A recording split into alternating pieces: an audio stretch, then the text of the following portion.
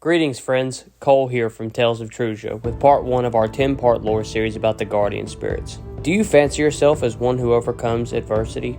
If you answered yes, then Zoltar is the guardian spirit for you, represented by the Great Bear. He is the progenitor of the Loman and the spirit of trials and competition.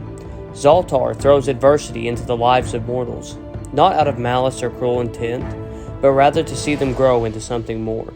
Many huntsmen pray to Zoltar to favor their endeavors, competing with the natural skill of their prey and predators. Greetings friends, Cole here from Tales of Trusia. Orion, the protector and spirit of the forest. Orion appears as both man and woman depending on the season of the year, represented by the wildflower. Orion is the progenitor of small creatures and foliage of Trusia. Orion has an affinity for restoring life and providing to those in need, with a strong dislike for the taking of life between natural beings. The most staunch followers of Orion are the Druids of the Arcanus Academy, who enter into a pact with Orion known as the Druidic Oath, for which they gain great powers over healing and protection magic. Greetings friends, Cole here from Tales of Trusia. Severtian, the spirit of sorcery and wisdom, represented by the eagle. Severtian is the progenitor of the elves and the spirit who taught the races of Trusia magic. The wisdom of Severtian can be found in all peoples of Trusia, but lies most strongly in the Primordian elves. The army of Arthoria places a silver eagle atop their battle standards to remind their soldiers and generals of the value of making wise strategic decisions. Greetings friends, Cole here from Tales of Trusia. Bows creak, the subtle strum of bowstrings and arrows whistling through the air. An archer closes her eyes for a moment. She can hear her own breath. She says a prayer to Vila and releases the string from her fingers. Vila is the spirit of accuracy and good fortune. She is the creator of predatory birds and is represented by the hawk. Vila receives a broad spectrum of worship, whether it be the competition archer, the battlefield archer, or the rogue looking to score big. The Lady of Fortune and Accuracy is always a spirit you hope to find in your corner. Greetings friends, Cole here from Tales of Trusia. Thranduil is the spirit of honor and valor. It is said that it was Thranduil who anointed the first knight and taught mortals about right and wrong. He is represented by the symbol of the golden sword. Many in Trusia believe that he created the conscience in mortals to guide them towards honorable decisions. Thranduil is most revered by the members of the Order of the Golden Sword, a knightly order sworn to protect the high royal family of Trusia. Like many thunderous booms sounded the hammers of the dwarves beneath the mountains of old, all their strokes masterful and in the nature in which Entelechy had instructed. Greetings friends, Cole here from Tales of Trusia.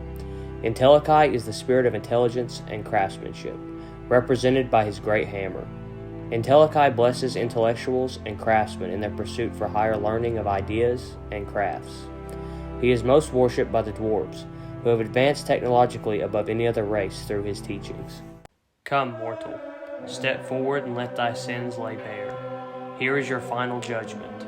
Should your soul prove true, then into one of the 8 paradise gates you shall pass.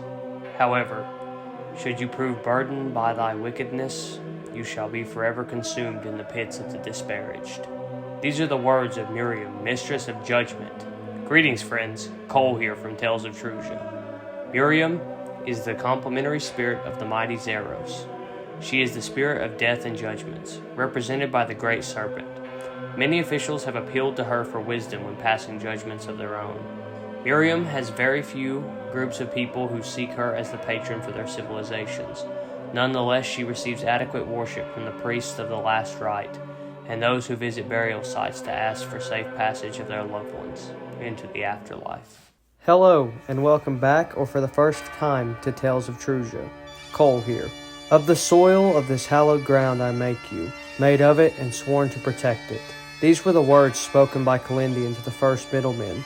Calendian is the spirit of duty and sacrifice, represented by the wolf. Calendian is the dutiful son of Zeros. He, above all, is willing to make sacrifices in the name of protecting his father's dream. His most dutiful worshippers are the Dark Guarders, commonly known as middlemen. It is they, firstborn of Calendian, who defend the kingdom from the threats of the ruined lands. Power, status, immortality, and domination over all others. This is what the Skirans were promised for their betrayal. Greetings, friends. Cole here from Tales of Trusia. Vorkalth is the spirit of domination and perfection, represented by an eye with bat wings. Vorkalth is the great nemesis of Zeros, the other guardian spirits, and all lands of Trusia who do not bow before him. It was Vorkalth in the days prior to the unification who turned the hearts of many men to his evil ways. He is most worshipped by his now deformed followers in the ruined lands, known as Yagrum. Furthermore, he receives worship from many cults and other evil beings throughout Trusia. While for now his conquest is halted by the Pact of Zeros, this is but a fragile solution at best. We may one day see his dreadful return.